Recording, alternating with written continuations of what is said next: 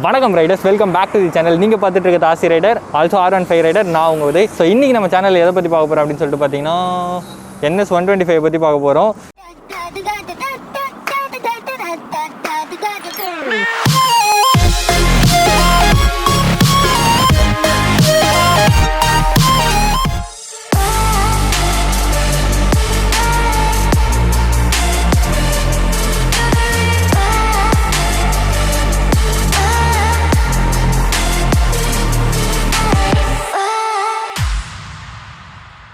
So NS 125, so இதை பற்றி நான் ஃபஸ்ட்டு சொல்லிடுறேன்.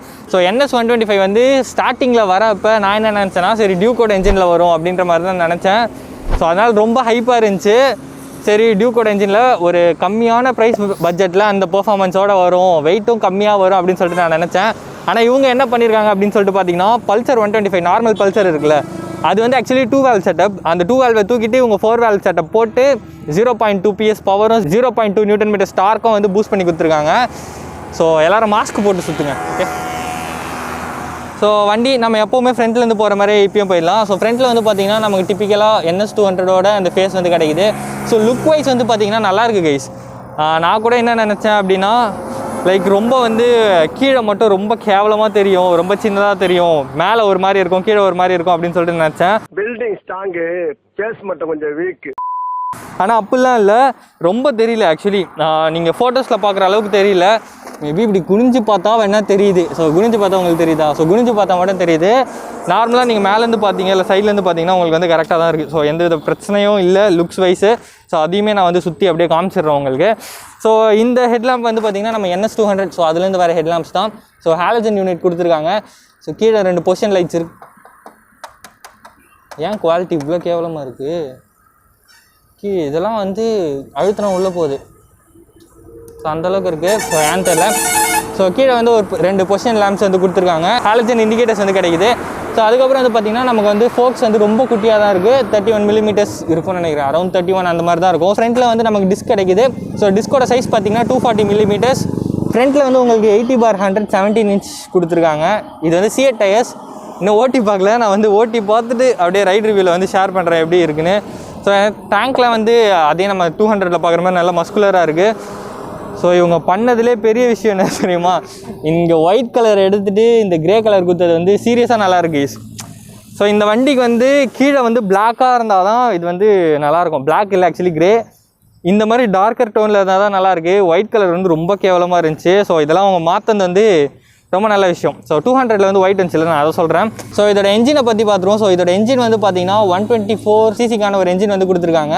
ஸோ இந்த என்ஜினில் வந்து DTSI இருக்குது, அதாவது ட்வின் ஸ்பார்க் டெக்னாலஜி இருக்குது. யூஸ்வலாக சிங்கிள் ஸ்பார்க் இல்லாமல் 2 ஸ்பார்க் ப்ளக் இருக்கும். ஸோ இந்த ஸ்பார்க் ப்ளக் எதுக்கு யூஸ் ஆகும் அப்படின்னு சொல்லிட்டு பார்த்திங்கன்னா, உங்களுக்கு வந்து பெட்டரான மைலேஜ் கிடைக்கும். ஃபியூலை வந்து ப்ராப்பராக வந்து எரிய வைக்கும். ஸோ பெட்டரான மைலேஜ், பெட்டரான பர்ஃபார்மன்ஸ் வந்து கிடைக்கும். ஸோ அதுக்காக தான் இந்த டெக்னாலஜி. ஆக்சுவலி நல்ல டெக்னாலஜி அது, ஆனால் யாரும் பெருசாக அதை பற்றி பேசுகிறதில்ல. ஸோ அது ஒரு விஷயம். ஸோ அதுக்கப்புறம் வந்து பார்த்திங்கன்னா, இந்த என்ஜின் ப்ரொடியூஸ் பண்ணுற பவர் வந்து பார்த்திங்கன்னா 125cc இதுதான் அதிகமான பவர் வந்து ப்ரொடியூஸ் பண்ணுது.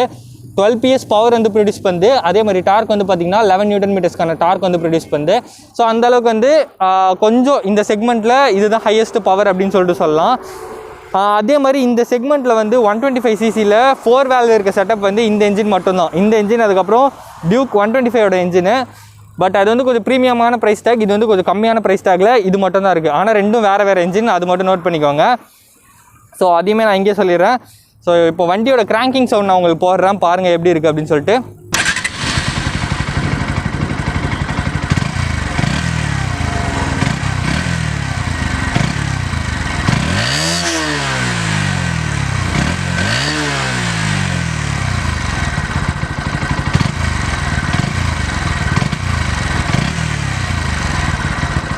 இருக்குன்னு நினைக்கிறேன். ஸோ அதே நம்ம மேலே வந்தோன்னா அதே பழைய ஓல்ட் ஸ்கூலான NSஓட இன்ஸ்ட்ருமெண்ட் கிளஸ்டர் வந்து கிடைக்குது. ஸோ இந்த இன்ஸ்ட்ருமெண்ட் கிளஸ்டரில் வந்து நிறைய விஷயம் மிஸ் ஆகும். கியர் பொசிஷன் இண்டிகேட்டர் கூட இருக்காது. ஸோ இந்த இன்ஸ்ட்ருமெண்ட் கிளஸ்டர் வந்து அவங்க அப்டேட் பண்ணணும். இது வந்து என்னை பொறுத்த வரைக்கும் ஒரு கான் தான். ஸோ இது அப்டேட் பண்ணுறது வந்து நல்ல விஷயம். எனக்கு இது பிடிக்காதுன்னு இல்லை, ஆனால் வந்து இந்த அனலாக் ப்ளஸ் டிஜிட்டல் யூனிட் பிடிக்கும். ஆனால் வந்து இவங்க இது அப்டேட் பண்ணி கொடுக்கணும், எல்லாமே காட்டுற மாதிரி கொடுக்கணும். ஸோ அதுதான் ஒரு விஷயம். ஸோ அதுக்கப்புறம் வந்து பார்த்திங்கன்னா நமக்கான ஃபியூல் டேங்க் கெப்பாசிட்டி வந்து 12 liters வருது. ஸோ இங்கே வந்து இதுக்கான நாப் இருக்குது. ஸோ இது எதுக்கு அப்படின்னு சொல்லிட்டு பார்த்தீங்கன்னா இந்த வண்டியில் ஃபியூல் இன்ஜெக்ஷன் கிடையாது. ஸோ அதுக்கு பதில் வந்து பார்த்தீங்கன்னா எலக்ட்ரானிக் கார்பரேட்டர் இருக்கும், கார்ப் அப்படின்னு சொல்லிட்டு சொல்லுவாங்க. ஸோ எலக்ட்ரானிக் கார்பரேட்டர் வந்து கொடுத்துருக்காங்க. ஸோ அதே மாதிரி வண்டி வந்து 5 ஸ்பீட் கியர் பாக்ஸோட வருது. So 125cc 5 speed gear box எனக்கு தெரிஞ்சு நல்ல ஒரு க்ரூசிங் ஸ்பீட்லாம் வந்து வண்டியில் கிடைக்கும். ஸோ அதை பார்த்துக்கலாம். ஸோ சீட் வைஸ் பார்த்தீங்கன்னா ரைடர் சீட் வந்து குஷன்டாக இருக்குது கைஸ், நல்லாவே இருக்குது. எனக்கு வச்சு அமுக்கும் போதே வந்து கம்ஃபர்டபுளாக இருக்க மாதிரி தான் தோணுது. ஸோ பில்லியன் சீட்டில் எந்தளவுக்கு குஷனிங் கொடுக்க முடியுமோ அந்தளவுக்கு வந்து ஏறக்குறைய கொடுத்துருக்காங்க. ப்ராக்டிக்கலான எண்டுன்னு பார்த்தீங்கன்னா 2 கிராப் ரேல்ஸ் வந்து கரெக்டாக வந்து கொடுத்துருக்காங்க. ஸோ பின்னாடி வந்து எல்இடி டெயில் லேம்ப்ஸ் வந்து கிடைக்குது, ஹாலஜன் இண்டிகேட்டர்ஸ் வந்து கிடைக்குது. ஸோ அதே மாதிரி பின்னாடி டயர் செக்ஷன் வந்து பார்த்தீங்கன்னா உங்களுக்கு 100/80 17 இன்ச்சஸ் வந்து வரும். ஸ்விங் ஆர்ம் பொறுத்த வரைக்கும் பாக்ஸ் டைப் ஸ்விங் ஆர்ம் வந்து கொடுத்துருக்காங்க. சஸ்பென்ஷன் பொறுத்த வரைக்கும் நைட்ராக்ஸ் கொடுத்துருக்காங்க, அட்ஜஸ்டபிள். ஸோ அதுவுமே ஒரு விஷயம், நல்ல விஷயம். ஸோ ரியர் வந்து பார்த்திங்கன்னா நமக்கு வந்து டிஸ்க்கு கிடையாது, ட்ரம் தான் கொடுத்துருக்காங்க. ஸோ இந்த ட்ரம் வந்து பார்த்திங்கன்னா 130 மில்லிமீட்டருக்கான ஒரு ட்ரம்மு. நான் ஓட்டும் போது எப்படி இருக்குது அப்படின்றத வந்து சொல்கிறேன்.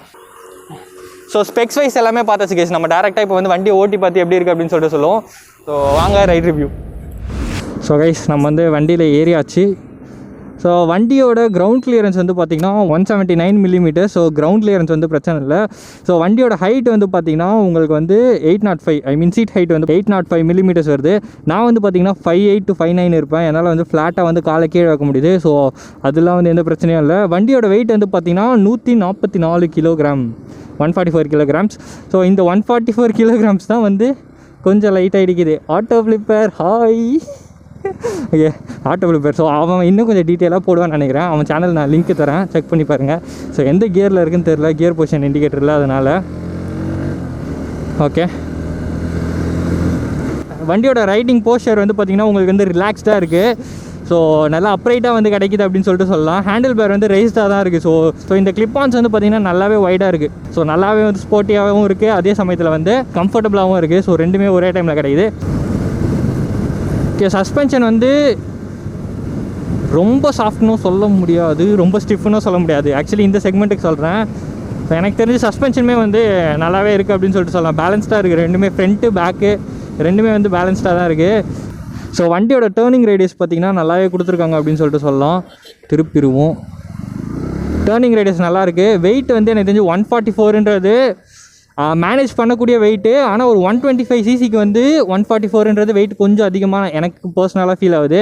இனிமேல் அவங்க வந்து ஒரு 135 to 137 அந்த ரேஞ்சில் வச்சுருந்தா இன்னுமே கொஞ்சம் நல்லா இருந்திருக்கும். ஸோ அதனால் மேபி வந்து என்ஜின் கொஞ்சம் அண்டர் பவர்டாக இருக்கலாம், அண்டர் பவர்டாக தெரியலாம். ஓகேவா, என்ன தான் வந்து இந்த செக்மெண்ட்லேயே வந்து பவர்ஃபுல்லான என்ஜினாக இது இருந்தாலும் இதோட வெயிட்டுமே இந்த செக்மெண்ட்டில் வந்து கொஞ்சம் அதிகமான ஒரு வெயிட்டாக தான் இருக்குது. ஸோ அதுவுமே நீங்கள் வந்து பார்த்துக்கணும். ஏன்னா பவர் டு வெயிட் ரேஷியோ, இந்த டார்க்கு, பிக்கப்பு, ஸோ இதெல்லாம் வந்து உங்களுக்கு அதில் அடி வாங்கும், பிக்கப் ஆக்சிலரேஷன்லாம். ஸோ இப்போ நம்ம வந்து செக் பண்ணி பார்த்துடலாம். Okay,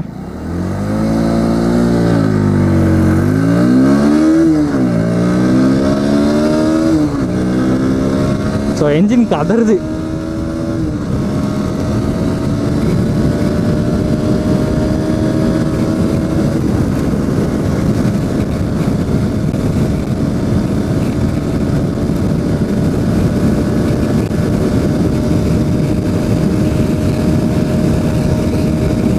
$110, $111, $112, $113,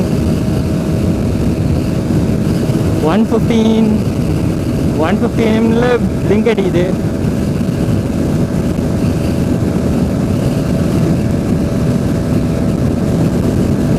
$118 guys, $119, oh my god, $120.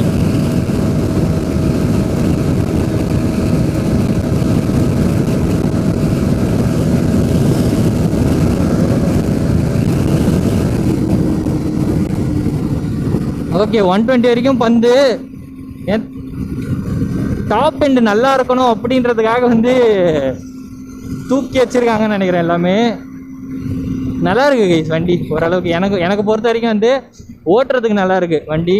So ஆனால் வந்து நீங்கள் சிட்டிக்குள்ளே வந்து டக்குன்னு பவர் எதிர்பார்க்குறீங்க, ரொம்ப உங்களுக்கு வந்து புஷ் பண்ணும் அப்படின்னு சொல்லிட்டு நினச்சிங்கன்னா அது கொஞ்சம் கஷ்டம். சரிங்க, எடுத்துக்காகட்டேன்.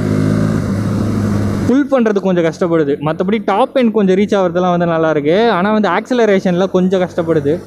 வைப்ரேஷன்ஸ் வந்து பார்த்திங்கன்னா உங்களுக்கு டேங்க்கு, இந்த தொடை, இந்த ரீஜன்லலாம் வைப்ரேஷன்ஸ் கொஞ்சம் இருக்குது, ரொம்ப இல்லை, பேரபிள் வைப்ரேஷன்ஸ் தான். ஸோ ஸோ உங்களுக்கு கட் பண்ணுறதுக்குலாம் நல்லாயிருக்கும் கைஸ். யூஸ்வலாக டிப்பிக்கலாக என்எஸ் வந்து கட் பண்ணுறதுக்கு இந்த படுக்கை போட்டு ஓட்டுறதுக்கு அதுக்கெலாம் நல்லாயிருக்கும்.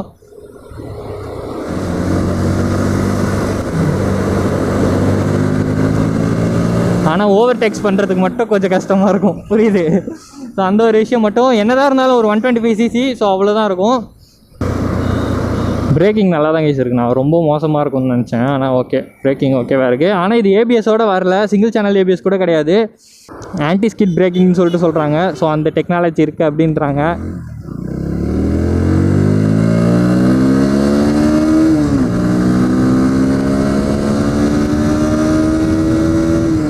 லீனியராக ஏறுது கைஸ் பவர். ஓகேவா,